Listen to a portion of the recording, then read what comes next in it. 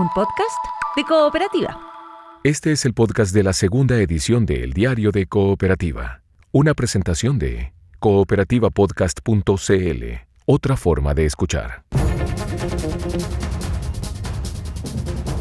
Soy del Lirquén, Ríos de Chile. Me acabo de enterar, mi papá falleció en el incendio, weón. Falleció acostadito con mi perrita. Había que evacuar. Ya le insistí a mi familia, ellos no querían evacuar. Es un infierno. Sí, no, pucha, se quemó todo. Yo no quería irme. Empezó el humo primero, pero él me obligó. Lirquén era un lugar tan hermoso para mí. Pero hoy en día es como que se le hubiesen tirado una bomba. No entiendo de dónde apareció este debate de que no habíamos actuado a tiempo. El Estado estaba presente, dice usted. El Estado estaba súper presente. Estamos pensando lo que nos va a corresponder a nosotros, la reconstrucción. Y esto tiene que ser muy rápido, eficaz y oportuno. Perdimos todo. Me quedé con lo opuesto. Ya han bajado varios vecinos muertos. Mis vecinos andan desaparecidos también. Son las voces de la tragedia de estos últimos días, en algunos casos destrucción total, ahí en el Ñuble y el Biobío. Cooperativa, en terreno, en el estado de catástrofe, bajo toque de queda ya en la última noche, con los damnificados en una primera fase de la emergencia, ¿no?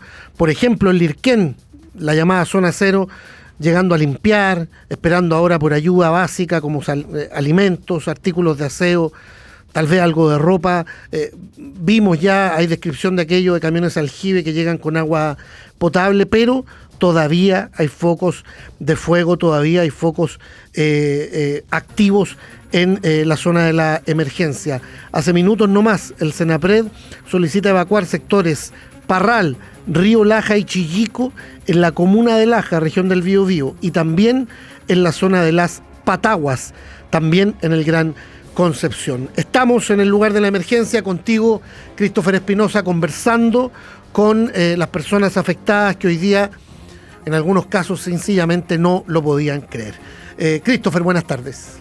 Sí, Rodrigo, ¿cómo estás? Muy buenas tardes. Seguramente de fondo ustedes escuchan el crujir de las latas de zinc que los vecinos están removiendo ya acá en el sector de Geo Chile. Esto es en la comuna de Lirquén, el punto más alto, en la comuna de Pencos, localidad de Lirquén, el punto más alto de esta hermosa caleta de pescadores que ha sido devastada por acción de las llamas.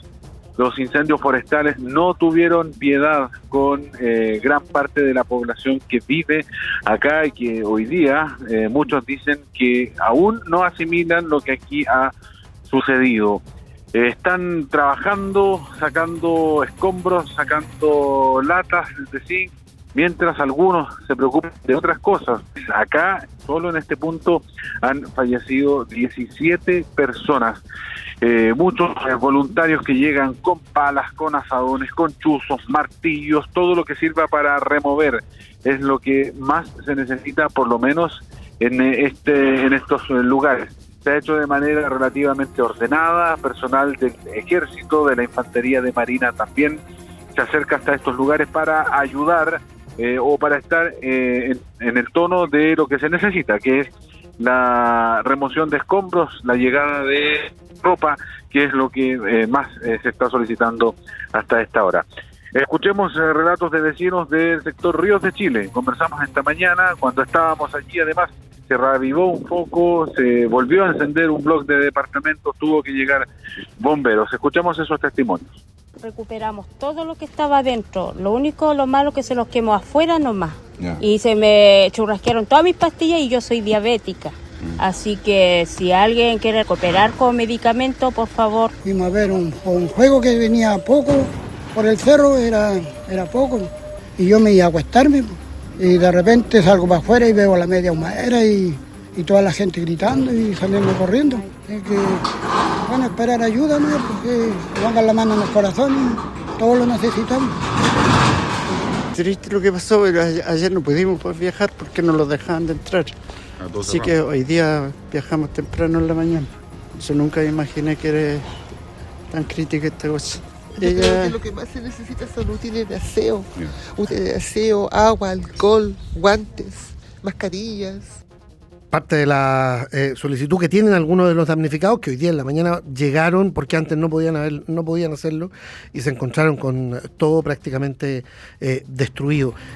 Y también la suerte de la señora con la que tú conversabas temprano, Christopher, de que abrió su casa y encontró que, claro, estaba por fuera todo quemado, había pasado el fuego por ahí, pero adentro no había tanta destrucción.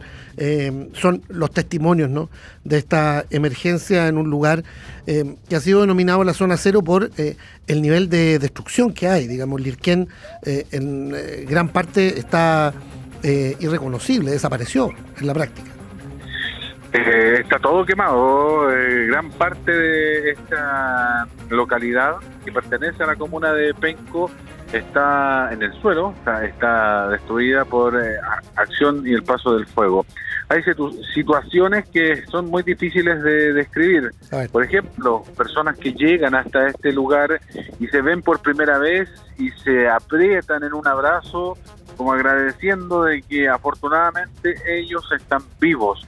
No se habían visto, no se habían encontrado. Hay personas que vienen en viaje, hay personas a que se les quemó la casa con la puerta cerrada, ellos ni siquiera estaban acá, y al momento en que llegan se dan cuenta que han perdido todo. En este lugar hay fácilmente unos 20 a 25 vehículos que están quemados, que están volcados a un costado para permitir la apertura del paso, para poder entrar, para poder salir de este lugar.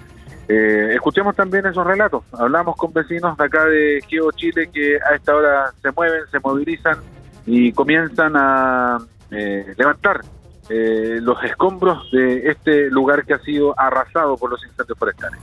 Si usted ve algo horrible, como un viento recio que pasó, que no quedó ni raíz ni rama, no quedó nada. Oiga, fue cosa de minutos aquí.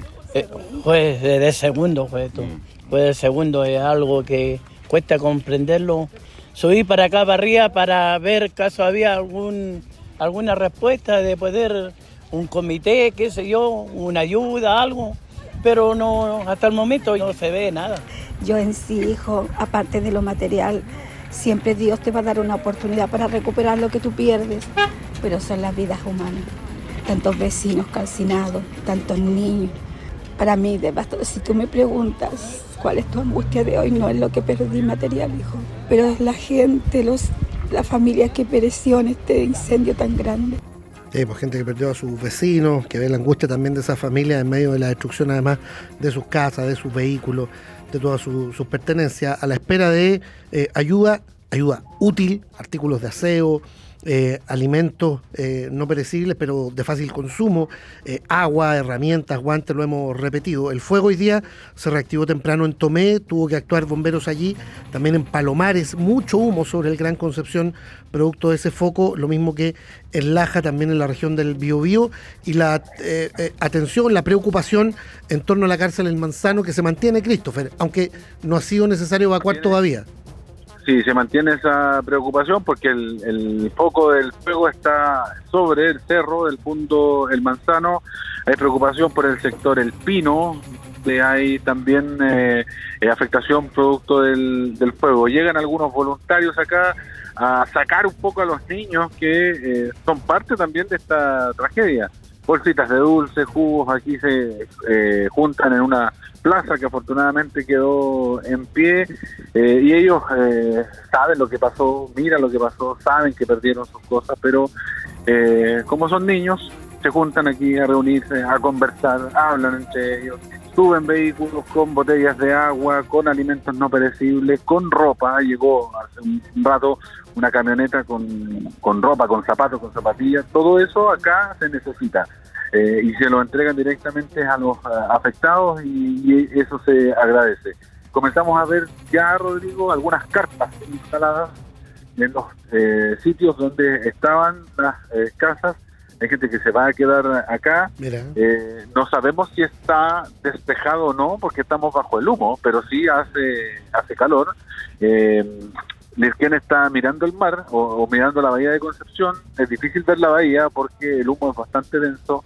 a esta hora de la tarde acá en Penco. Hay que ver si se les permite quedarse la noche allí. Hay toque de queda permanente en la zona de Lirquén. Claro, hay que acreditar domicilio, la pertenencia en el lugar, pero de todas maneras hay que monitorear esa respuesta de parte de la autoridad mientras sigue el combate al fuego en esta cadena, ¿no?, que se ha generado en la zona de Rancho Chico, Trinitaria, El Manzano y otros puntos. Christopher Espinosa, muchas gracias. Nos comunicamos luego. Sí, vamos a seguir acá. Que estén muy bien. Buen día. Estás escuchando el podcast de El Diario de Cooperativa. Una presentación de cooperativapodcast.cl.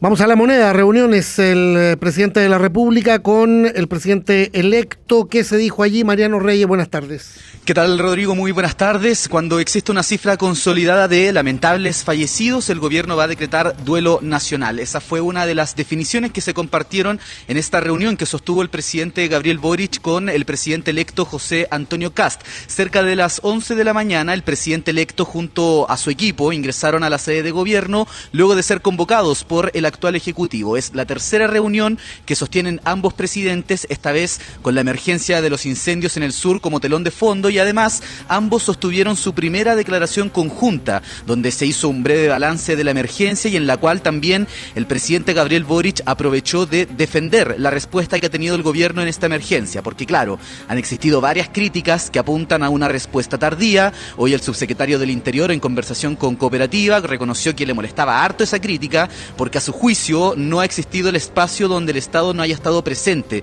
desde el minuto 1 de la emergencia. Esto a raíz en parte del llamado desesperado que hizo el alcalde de Penco en un medio de comunicación durante el fin de semana, donde decía que necesitaba la ayuda del gobierno central. Vamos a escuchar las palabras del presidente Gabriel Boric aquí en el Palacio de la Moneda, en esta declaración conjunta, donde defiende justamente la respuesta que ha tenido el Ejecutivo en esta emergencia. He visto que hay especulaciones o acusaciones de algunos de que el gobierno habría actuado oportunamente. Eso quiero decirles que el Estado ha estado desplegado desde el primer momento y quiero agradecerle mucho también a José Antonio Kast y su equipo de poner siempre la mirada en la solución en estos temas. Desde que decretamos el estado de catástrofe, permítanme ponerles un ejemplo muy concreto de qué es lo que significa esto. En el sector de Punta Parra, en la comuna de Tomé, quiero agradecerle a la Policía Marítima, dependiente de la Armada de Chile, que realizó una evacuación por mar en la madrugada del sábado al domingo, que si no se hubiese concretado, seguramente hoy día estaríamos hablando de más fallecidos. Bueno, una de las principales coordinaciones que hicieron ambos presidentes es trazar líneas para el futuro proceso de reconstrucción, una tarea que va a estar en manos del presidente electo ya cuando él haya asumido el cargo el próximo 11 de marzo. De hecho, estuvo presente en la reunión de coordinación previa que tuvo el presidente electo con su equipo, quien sería el futuro ministro de Vivienda, Iván Poduje. También él estuvo presente aquí en el Palacio de Gobierno, pero no ingresó a esta reunión que sostuvo el presidente electo con el presidente Boric, ya que fue una reunión de 2 y 2, el presidente electo junto a quien sería su próximo ministro del Interior, Claudio Alvarado, y el presidente Gabriel Boric con el actual ministro del Interior, Álvaro Elizalde. Pero en la figura de Iván Poduje se reconoce un personaje que ha sido muy crítico con el gobierno por la reconstrucción en Viña del Mar. Esta mañana el presidente electo se reunió con su equipo para tratar justamente la emergencia y luego entregó una vocería a José Antonio Kast, donde aseguró que las autocríticas, las evaluaciones le corresponden al presidente Boric. Esta emergencia no puede hacernos olvidar todas las emergencias que hoy día afectan a nuestra nación. Nosotros estamos muy dispuestos a colaborar, planteando ideas, canalizando inquietudes, pero la responsabilidad hoy día de abordar la emergencia es del presidente Boric. Si nos detuviéramos solo en la rapidez o la lentitud, de eso podríamos estar discutiendo mucho tiempo. La autocrítica tendrá que hacerla la persona que está a cargo hoy día, que es el presidente Gabriel Boric. Claramente no queremos que se repita lo que ocurrió en Valparaíso. Claro, no vamos a poder solucionar los primeros 90 días, pero sí tenemos muy claro cuáles son las trabas que han ocurrido y esperamos de ahí también sacar lecciones. Claro, sacar lecciones de lo que ha sido este cuestionado proceso de reconstrucción en Viña del Mar es parte de lo que dice el presidente electo José Antonio Kast. Dos datos al cierre, Rodrigo. Primero, el presidente Boric va a viajar en los próximos minutos a la región del Ñuble, donde comprometió él responder justamente ahí preguntas de la prensa durante la tarde. Y lo segundo, nos cuentan fuentes de Palacio, Rodrigo, que una vez terminada la reunión, el presidente electo solicitó que lo llevaran personalmente al gabinete sociocultural, vale decir, a donde estaba ubicada la ex oficina de la primera dama. Eso queda en el sector del Palacio que da justamente para calle Morandé y la Plaza de la Constitución, vale decir, el cuadrado nororiente de La Moneda. Estuvo largo rato ahí el presidente electo, de hecho más de 15 minutos, calculamos nosotros, porque la declaración conjunta terminó cerca de las 12:40 del día y pasada la 1 de la tarde se retiró de la sede de gobierno el presidente electo junto a su equipo. Sus futuros ministros lo estuvieron esperando en el frontis de Palacio mientras él daba este recorrido, ¿no?, en esas oficinas, en esos pasillos del Palacio de la Moneda, un monitoreo personal que aprovechó de hacer el presidente electo del Palacio de Gobierno en las dependencias donde probablemente él viva desde el próximo 11 de marzo. Eso te iba a decir, estaba viendo tal vez sus nuevos aposentos, por llamarlo de alguna manera. Ya, Mariano, gracias. Que estén bien, muy buenas tardes. Estás escuchando el podcast de El Diario de Cooperativa. Una presentación de cooperativapodcast.cl. Buenas tardes. En paralelo, balances permanentes, coordinaciones ahí en el Senapred. Felipe Cofré, buenas tardes. Hola, muy buenas tardes. Claro, se realizó esta mañana en la Oficina Nacional de Senapred un nuevo Comité de Gestión de Riesgo y Desastres, el COGRID, que fue encabezado por el ministro del Interior, Álvaro Elizalde, que contó con varias autoridades sectoriales. Se actualizaron también las cifras de la catástrofe, manteniéndose el mismo número de fallecidos del último informe de anoche. 19 personas han perdido la vida en esta emergencia y hay 1.533 damnificados, 325 viviendas destruidas por el fuego, aunque hay más de 1.000 que están siendo evaluadas. Estas cifras son preliminares, dijo el ministro Álvaro Elizalde, y van a ir aumentando a medida que avancen los catastros que se realizan en terreno. El número de personas afectadas en las estadísticas oficiales va a aumentar en los próximos días como resultado de el catastro que se puede llevar adelante, pero tenemos viviendas 300 destruidas en Biobío y 25 en Ñuble. Y en evaluación en Biobío, más de 1.000 en rigor y más de 140 en Ñuble. Por tanto, esta es información preliminar y en la hipótesis de que no hubiera ningún otro incendio y no hubiera nadie más que se viera afectado, las cifras de todas maneras van a subir como resultado del catastro que se está realizando en este momento. Claro, suponiendo que no van a haber más incendios, porque también hay focos activos que se encuentran en la emergencia. El jefe de gabinete en torno a esto indicó que anoche las condiciones meteorológicas fueron favorables para el combate del fuego y se tuvo que efectuar solamente una alerta SAE, a diferencia de las 127 que se emitieron durante el fin de semana. Por lo tanto, el riesgo de afectación a nuevas viviendas ha disminuido considerablemente durante esta jornada. En esta emergencia hay 6 colegios que también quedaron destruidos. El desafío del Ministerio de Educación es reconstruir estos establecimientos antes del inicio de clases en marzo. Escuchamos la voz del ministro Nicolás Cataldo, que se refirió a esto. Son 6 establecimientos, 4 en Tomé, 4 en Penco, 2 en Tomé, 3 jardines infantiles, 2 escuelas y un liceo. Y el desafío principal lo vamos a tener en la reconstrucción de esas capacidades de infraestructura para atender a los más de 700 niños que eran parte de esa matrícula. Desde el punto de vista de lo que a nosotros más nos complica como Ministerio de Educación es precisamente el tema de la reconstrucción de los jardines, de los establecimientos siniestrados. ¿Y se va a empezar a trabajar desde ahora, me imagino? Ya estamos trabajando en eso. De hecho, el equipo de Educación Pública está preparando toda la información para poder hablar con los sostenedores, para poder acelerar los procesos de formulación de proyectos.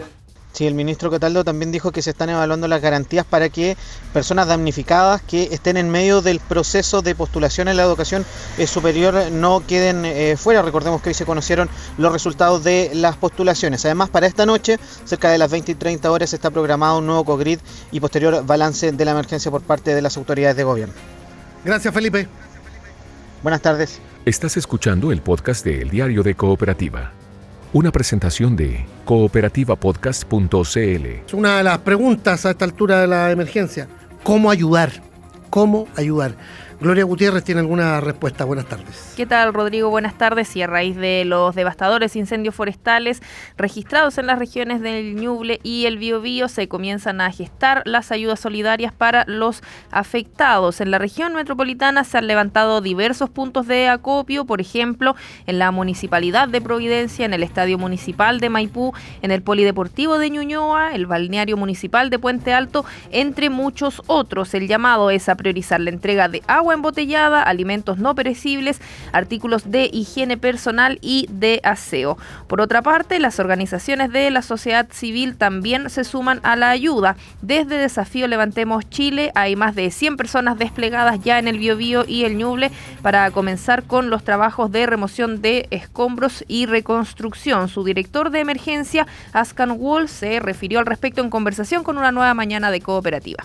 Lo primero son los kits de remoción de escombros, que eso es lo que ya estamos empezando a entregar hoy, que son carretillas, palas, guantes, lentes de seguridad, todo lo que necesitan las familias y los voluntarios en el lugar para poder realizar la remoción de escombros. Después también viene el tema de alimentos, agua, y en una segunda etapa ya empezar a planificar el apoyo de la reconstrucción de las viviendas y de los centros de educación. Se ha notado un gran despliegue y apoyo de las Fuerzas Armadas. Eso ha ayudado mucho a mantener el orden, a controlar los temas como saqueos, y ahora estamos en coordinación con el gobierno regional y con los municipios para poder efectuar estas entregas de ayuda de primera necesidad de forma ordenada y eficiente. Desde la ONG instan a priorizar las donaciones monetarias para poder adquirir los materiales necesarios para la remoción de escombros, en este caso en la cuenta corriente habilitada en el Banco Chile para estos efectos. Otra de las fundaciones activadas para recepcionar ayudas es el Hogar de Cristo, que también está recibiendo aportes monetarios en una cuenta del Banco BCI. Los datos de ambas fundaciones, como también los centros de acopio, pueden encontrarlos en nuestro sitio web cooperativa.cl. Liliana Cortés, directora social nacional del Hogar de Cristo, se refirió al respecto. Frente a los incendios forestales que afectan a las regiones de Biobío y Ñuble, nos encontramos desplegados en terreno e iniciamos una campaña humanitaria de emergencia. En Penco, 20 personas mayores de nuestros servicios de atención domiciliaria han perdido sus viviendas. Es imperativo ir en su ayuda y en la de todos los vecinos de localidades arrasadas. Partiremos con kit de remoción de escombros, además de agua embotellada.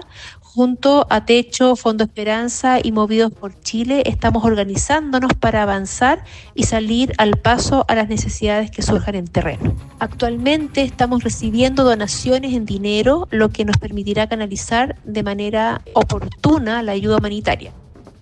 Bien, aportes que se suman a lo anunciado por la Embajada de Estados Unidos en Chile, que a partir de las 3 de la tarde hará entrega de recursos a bomberos en su Junta Nacional en Providencia. Todo esto mientras se espera la activación de la ficha básica de emergencias, la ficha FIBE, una vez que se materialice el catastro de las viviendas afectadas en la zona y que sea seguro para las personas volver a sus hogares.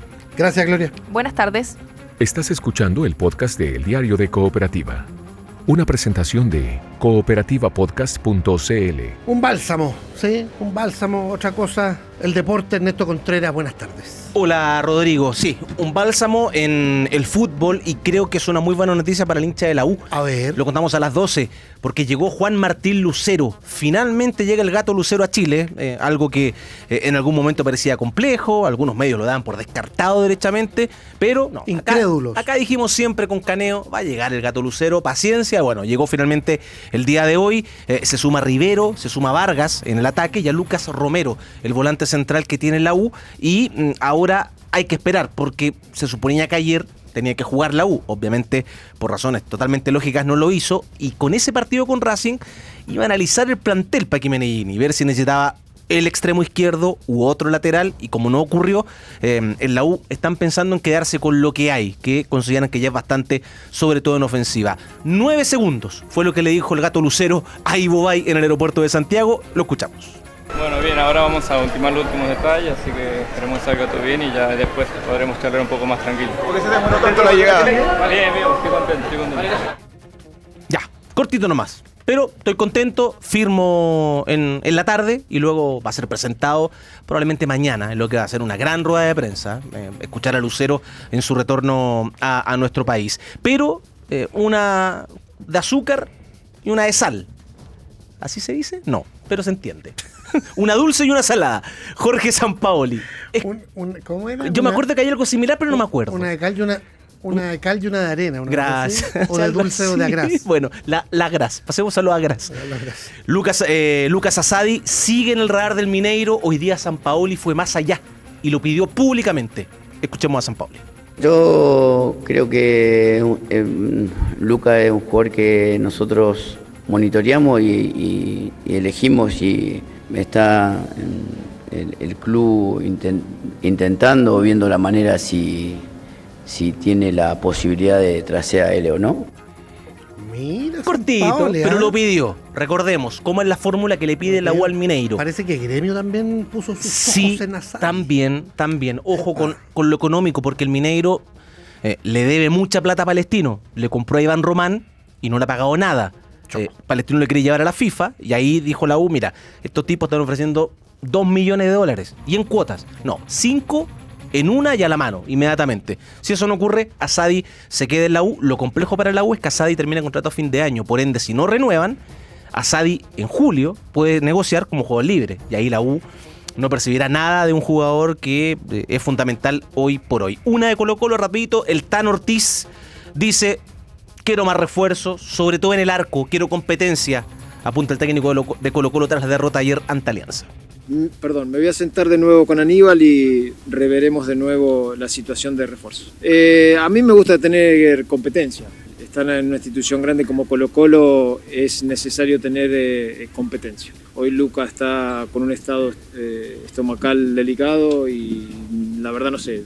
Cuando el libro de pases siempre está abierto, puede ser que gente que venga y gente que se pueda ir. Ahora en esa... Ya se refiere con Aníbal. A Lucas Cepeda, que no jugó ayer.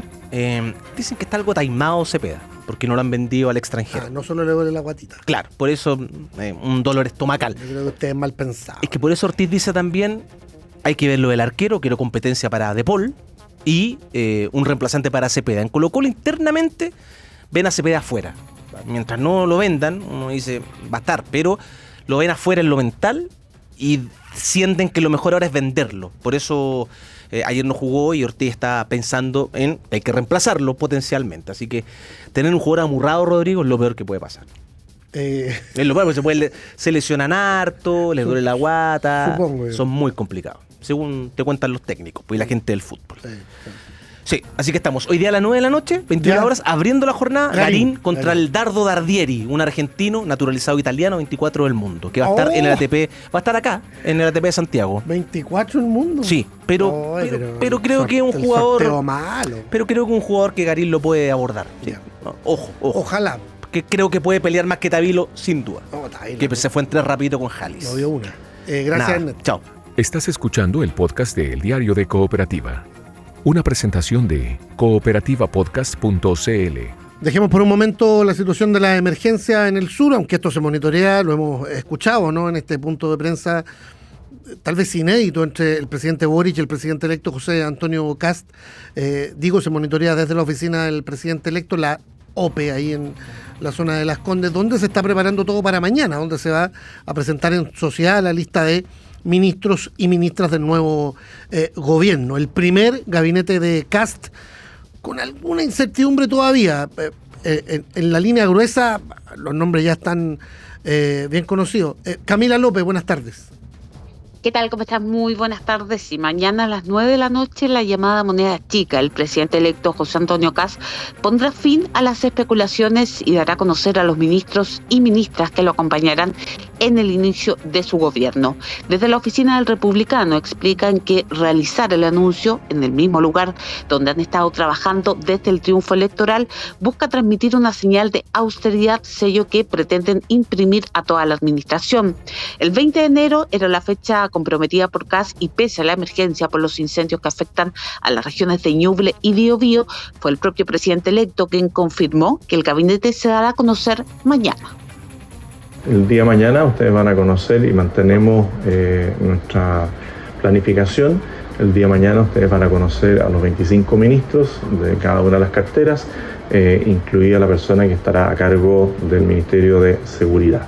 haremos una acción que corresponda, ¿no es cierto?, al momento que estamos viviendo, pero sin falta mañana estarán nominados, ¿no es cierto?, todas las personas que van a ejercer cargos de responsabilidad desde el gabinete de nuestro gobierno. Bueno, y serán 25 los ministros que acompañarán a Kast en la instalación de su gobierno y varios nombres ya han comenzado a circular. De hecho, durante el fin de semana y a propósito de la emergencia, figuras como Iván Poduje, que suena para vivienda, Martina Raun en obras públicas, José García en la Secretaría y Claudio Alvarado en Interior participaron en reuniones de coordinación y acompañaron al presidente electo en La Moneda. Uno de los nombres que aún sigue pendiente es el del ministro de Seguridad, en tanto en las últimas horas trascendió que el empresario Daniel Mas, actual vicepresidente de la CPC, podría encabezar el Ministerio de Economía.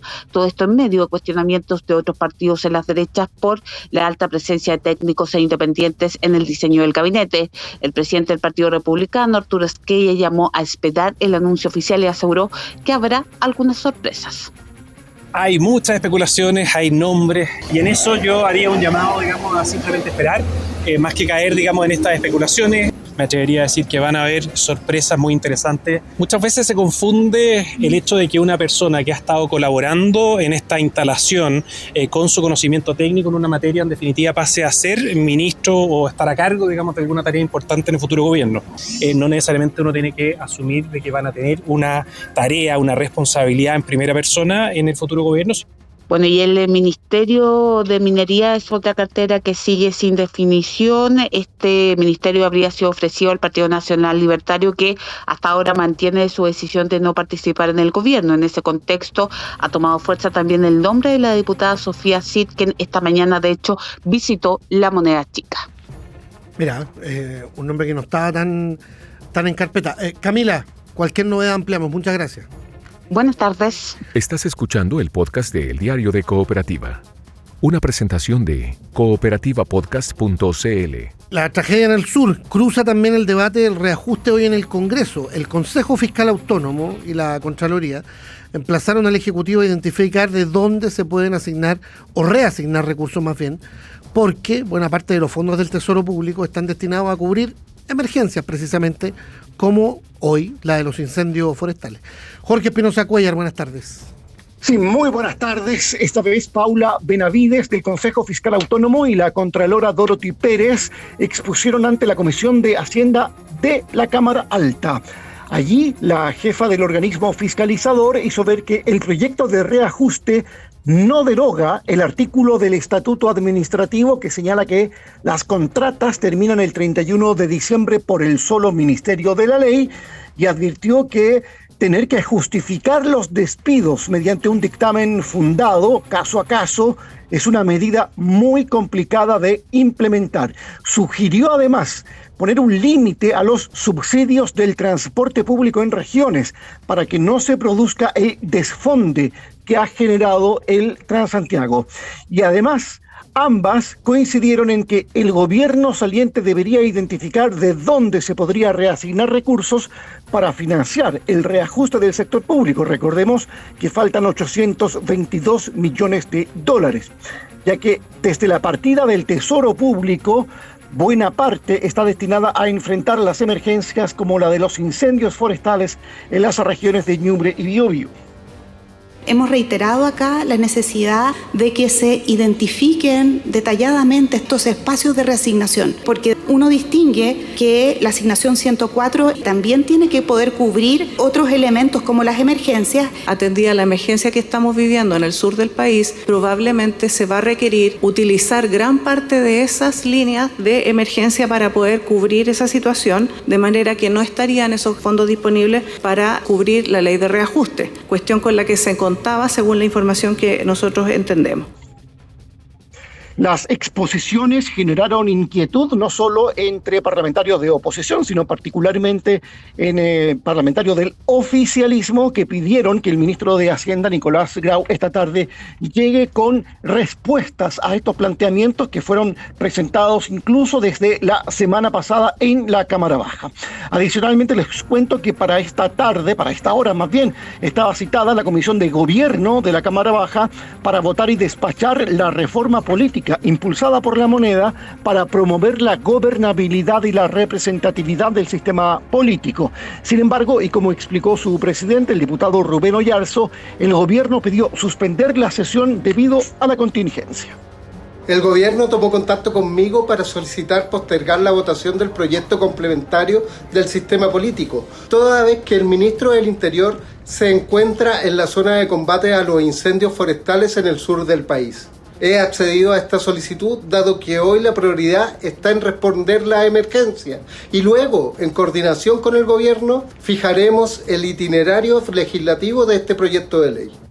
Claro, se trata de un proyecto de los priorizados por el Ejecutivo para ser despachado durante la actual legislatura, pero como hemos descrito, ha sufrido un retraso en su tramitación precisamente por los incendios forestales. Jorge, muchas gracias. Buenas tardes. Estás escuchando el podcast de El Diario de Cooperativa. Una presentación de cooperativapodcast.cl. Se activaron algunos focos en el sector Altos de la Parra, cuenta hasta ahora Canal 13, en la zona sur, combate al fuego en tierra y también por aire con algunos helicópteros que están sobrevolando la zona. Está ocurriendo en este momento, zona Altos de la Parra en la región del Biobío.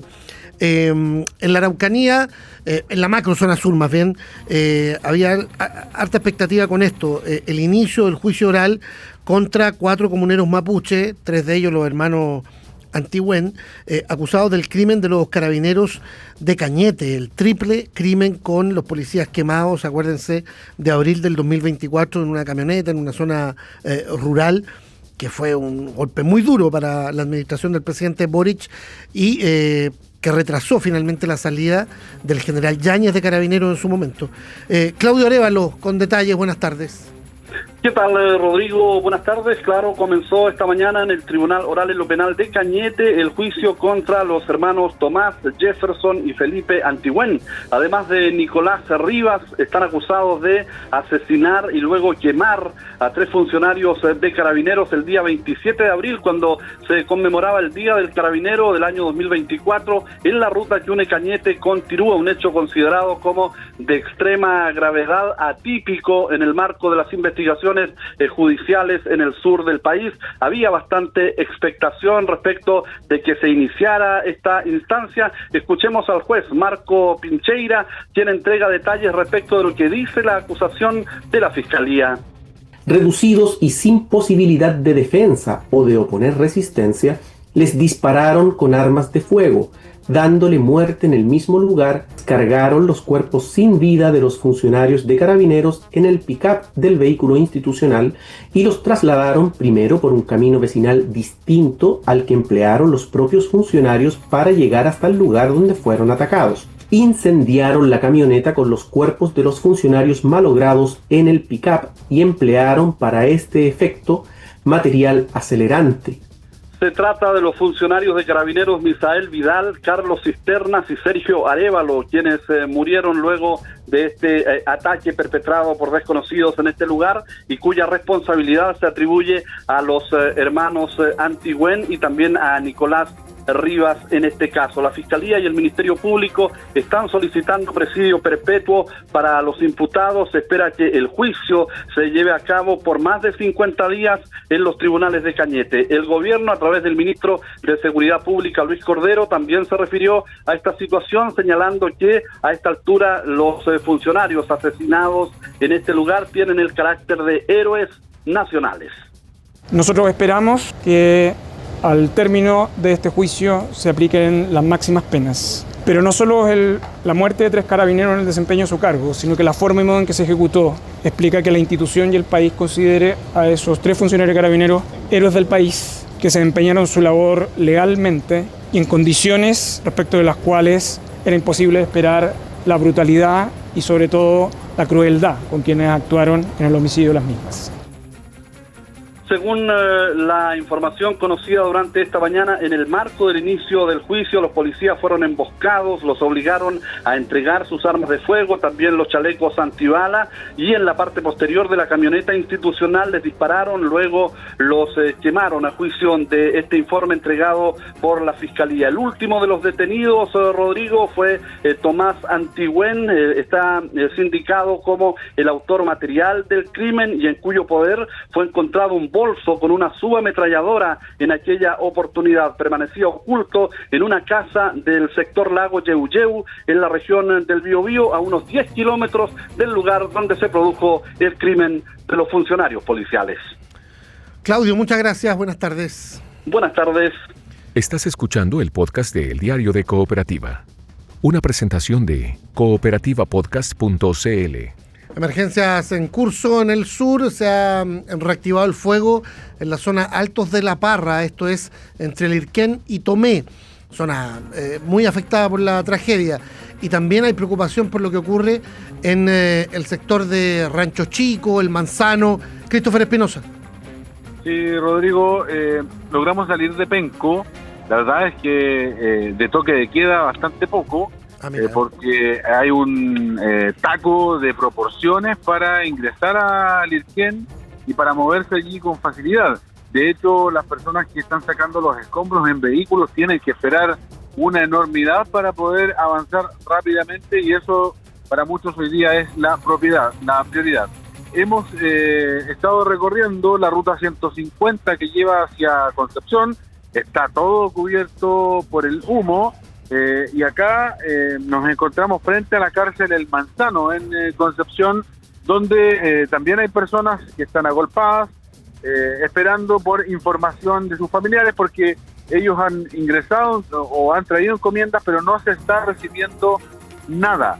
El incendio además se ve desde el fondo con una humareda bastante prominente, y ese es el mismo incendio, Rodrigo, que da hacia el sector de Las Pataguas, del sector El Pino, sí. Jorge Riquelme.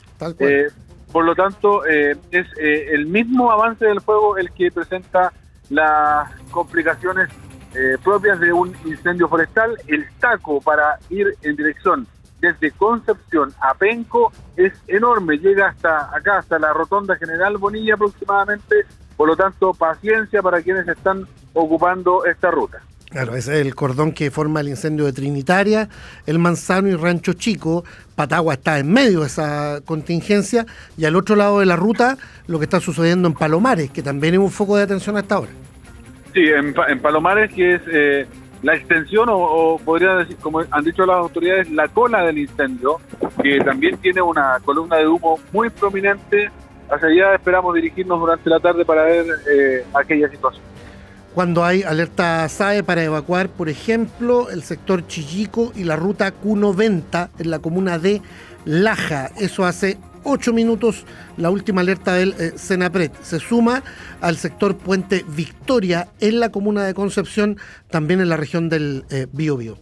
Christopher, muchas gracias por todo. Que esté muy bien, buenas tardes. Buenas tardes, cuídate mucho. Aquí termina el podcast de la segunda edición de El Diario de Cooperativa. Encuéntralo de lunes a viernes en cooperativapodcast.cl o en tu plataforma de audio favorita.